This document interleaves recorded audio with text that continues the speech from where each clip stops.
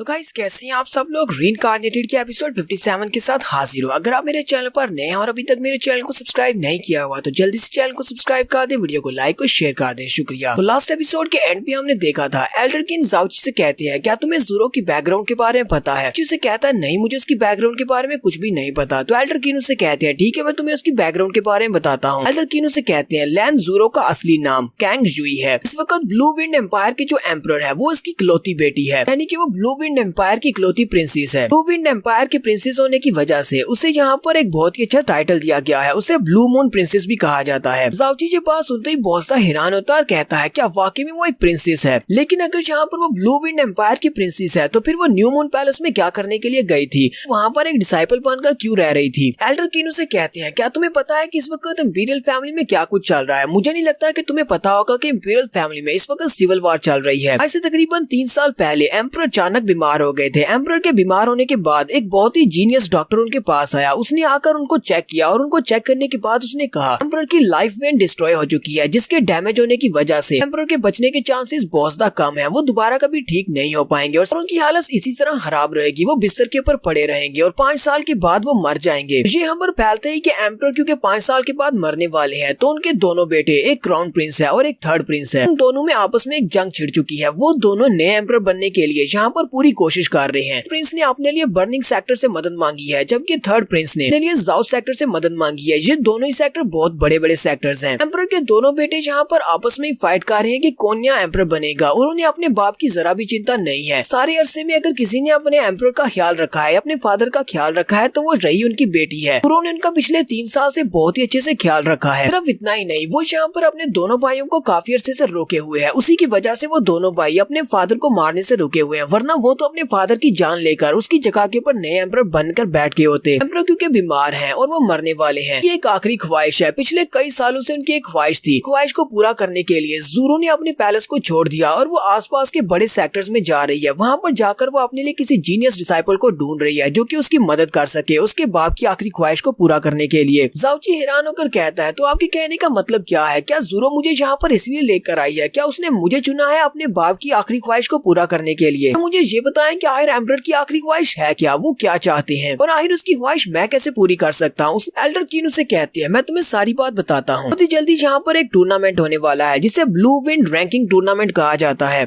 ये tournament 100 times होने वाला है क्योंकि पहले ये 99 बार हो चुका है और पिछले 99 बार में पर हमारे ब्लू विंड एम्पायर से कोई ना कोई डिसाइपल हिस्सा लेने के लिए वहाँ पर जाता है, लेकिन हमारे डिसाइपल्स में से कोई भी रैंकिंग को हासिल नहीं कर पाता क्योंकि हमारे डिसाइपल्स बहुत ज्यादा वीक होते हैं। यहाँ तक कि हमारे भेजे हुए बच्चों में से कोई भी टॉप 100 की रैंकिंग में भी नहीं आ पाता। हमारे एम्परर की सबसे बड़ी ख्वाहिश और अब उनकी आखिरी ख्वाहिश यही है, वो इस टूर्नामेंट में हमारे ब्लू विंड एम्पायर के स्टूडेंट को देखना चाहते हैं जो कि टॉप रैंकिंग में आ सके। क्योंकि पिछले 99 साल से हमारे एम्पायर के ऊपर एक दाग लगा हुआ है कि हमारे एम्पायर से कोई भी स्ट्रॉन्गेस्ट डिसाइपल टॉप 100 की रैंकिंग में नहीं जा पाया। हमारी प्रिंसेस कैंग जुई ने एक बहुत ही स्पेशल टेक्निक को मास्टर किया हुआ है जिसको मोनार्च हार्ट सीक्रेट हार्ट कहा जाता है, जिसकी मदद से वो किसी के दिल के अंदर जानकर देख सकती है कि वो कितना ज्यादा सच्चा और कितना अच्छा है। यहाँ पर तुम्हारे दिल के अंदर जानकर देखा है, साथ ही उसने तुम्हारी किस्मत और तुम्हारे लक की तरफ भी देखा है कि तुम बहुत ज्यादा लकी इंसान हो। और ऊपर से आज तुमने जो शॉकिंग परफॉर्मेंस दी है उसको देखकर तुझे और भी ज्यादा पक्का हो गया है कि तुमने वाकई में एक सही इंसान का इंतखाब किया है। तुम इस बार के टूर्नामेंट में हमें रैंकिंग दिला सकते हो, इसी वजह से उसने यहाँ पर तुम्हें चूज किया है। एल्डर किन उसे कहते हैं प्रिंसेस के यहाँ पर इस सिटी को छोड़कर जाने की एक और बड़ी वजह थी और वो बड़ी वजह फैन जुई चैन है, बर्निंग हीवन सेक्टर का चैन जुई चैन, जो कि एक बहुत ही एरोगेंट लड़का है और यहाँ पर क्योंकि सारे डिसाइपल से वो ज्यादा स्ट्रॉन्ग है। पिछली बार के टूर्नामेंट में उस लड़के ने हिस्सा लिया था, लेकिन उसने अपने बर्निंग हीवन सेक्टर की तरफ से हिस्सा लिया और वो उस बार की रैंकिंग में टॉप 100 में से 4th पोजीशन पे ऊपर आया था। एल्डर किन ज़ाओची को सारी बात बताने के बाद वहाँ से चले जाते हैं। ज़ाओची इसी बारे में सोच रहा होता है, यहीं पर रात हो जाती है तो ज़ाओची अपनी छत के ऊपर लेटा होता है और इसी बारे में सोच रहा होता है कि मैंने इस बारे में जरा भी नहीं सोचा था कि ज़ूरो प्रिंसेस हो सकती है। हाँ, मुझे पता था कि वो काफी ज्यादा परेशान दिखाई देती है। मुझे तो लगा था कि उसके फादर के बीमार होने की वजह से वो परेशान है, लेकिन मुझे क्या पता था कि उसके फादर एम्परर हैं और उसके कंधों के ऊपर पूरे एम्पायर की जिम्मेदारियां हैं। इस वजह से वो बहुत ज्यादा परेशान है और उसे बहुत सारे काम है, इसीलिए वो मुझे टाइम नहीं दे पाती। ज़ाओची कहता है एल्डर किन ने बिल्कुल ठीक कहा, अगर मेरे पास ज्यादा पावर नहीं होगी तो मैं इस टूर्नामेंट को जीतकर उसकी हेल्प नहीं कर पाऊंगा। जबकि वो मुझे यहाँ पर टूर्नामेंट के लिए लेकर आई है तो फिर मुझे उसके लिए इतना ज्यादा स्ट्रॉन्ग बनना होगा कि मैं टूर्नामेंट में रैंकिंग हासिल कर सकूं। ज़ाओची भी वहीं पर बैठा होता है कि ज़ूरो भी वहीं पर आ जाती है। वो उसे कहती है जूनियर ब्रदर युन, तुम यहाँ पर क्या कर रहे हो? भाई थोड़ी देर पहले मैं तुम्हारे रूम के अंदर गई थी ताकि तुम्हें वहाँ पर देख सकूं, लेकिन तुम अपने रूम में नहीं थे। तुम यहाँ पर क्यों हो? कि तुम काफी ज्यादा परेशान हो, जिसकी वजह से तुम यहाँ पर खुले आसमान के नीचे बैठकर कुछ सोच रहे हो। मुझे नहीं बताओगे कि तुम्हें क्या मसला है? जाओ चू से कहता है मैं यहाँ पर एक बहुत ही इंपॉर्टेंट मसले के ऊपर सोच विचार कर रहा हूँ, एक ऐसा मसला जो कि मेरी जिंदगी को बदल सकता है। मैं सोच रहा हूँ कि मुझे क्या करना चाहिए। जाओ चू ज़ोरो से कहता है इस मैच के खत्म होने के बाद क्राउन प्रिंस और थर्ड प्रिंस दोनों ने मेरे पास इन्विटेशंस भेजे थे। वो दोनों चाहते हैं कि मैं उनकी तरफ से इस कंपटीशन में हिस्सा लूं, चाहते हैं कि मैं इस टूर्नामेंट में उन दोनों को रिप्रेजेंट करूं। मैं ये सोच रहा हूँ कि मैं उन दोनों में से कौन से प्रिंस के इन्विटेशन को एक्सेप्ट करूं। ज़ोरो तुम्हें क्या लगता है कि मुझे इन दोनों के इन्विटेशन में से किसके इन्विटेशन को चूज करना चाहिए? ज़ोरो से कहती है मुझे नहीं पता तुम्हें किसको चूज करना चाहिए। चू से कहता है एक तो क्राउन प्रिंस है जो कि बहुत ही जल्दी नया एम्परर बनने वाला है, जबकि दूसरा थर्ड प्रिंस है। दोनों ही प्रिंस हैं। अगर इन दोनों की रिक्वेस्ट में से किसी